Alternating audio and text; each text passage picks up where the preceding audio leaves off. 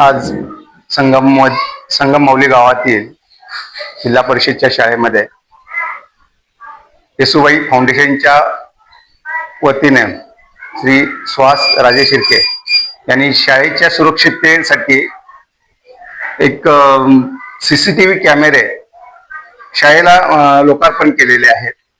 की आज खरोखरच काळाची गरज आहे. प्रत्येक शाळेमध्ये सीसीटीव्ही सुरक्षिततेच्या मुलांच्या सुरक्षिततेच्या दृष्टीने असणं गरजेचं आहे.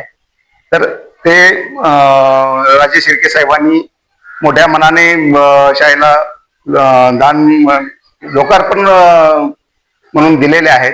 त्याचा निश्चितच मुलांच्या सुरक्षिततेसाठी चांगला उपयोग होईल आणि यातून मुलांना पुन्हा म्हणजे गावातील एखाद्या काही समाजकंटकापासून किंवा इतर कुणाकडून त्रास होत असेल तर ते निश्चितच पकडले जातील आणि असे काही मुलांच्या बाबतीमध्ये ऍक्ट होणार असतील त्याला निश्चितच आळा बसेल. असंच कार्य गावातील इतर काही लोकांनी अजून पुढाकार घेऊन शाळेला जे खरं तर खाजगी शाळा ह्या परिपूर्ण असतात, मोठ्या प्रमाणात फी घेतात, परंतु ह्या शासकीय शाळा असतात त्याला निधीची गरज असते, साहित्याची कमतरता असते. त्यासाठी असे राजे शिर्के साहेबांसारखे काही लोक मोठ्या मनानं काही गोष्टी अर्पण करतात. तसंच अजूनही काही मंडळींनी आपल्या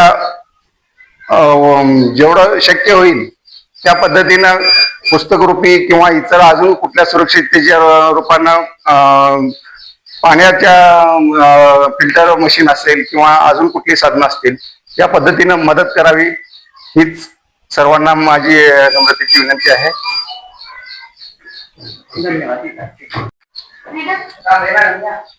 संगममौली येथील जिल्हा परिषदेची शाळा ही शाळा माझ्यासाठी सारखं येसुबाई फाउंडेशनचे कार्यक्रम कोणतेही असले तरी शाळेचं मला सहकार्य असतं. यावर्षी सुद्धा आम्ही येसुबाईंचा आगमन शौर्य दिन साजरा केला. शाळेच्या सुरक्षिततेच्या आणि सध्याची परिस्थिती पाहता सीसीटीव्हीची नितांत गरज आहे. कारण या शाळेमध्ये मुली आणि मुलं अशी दोन छोट्या वर्गातील विद्यार्थी आहेत. शाळेच्या परिसरामध्ये झाडी किंवा गावाचा परिसर असल्यामुळे संरक्षणाच्या दृष्टीने शाळेला सीसीटीव्ही पाहिजेत अशा मुख्याध्यापक मॅडम माझ्याशी चर्चा झाली. मी त्यांना म्हणलं थांबा देतो मी. मग तो दिलेला शब्द पाळणं ही आपली जबाबदारी आहे.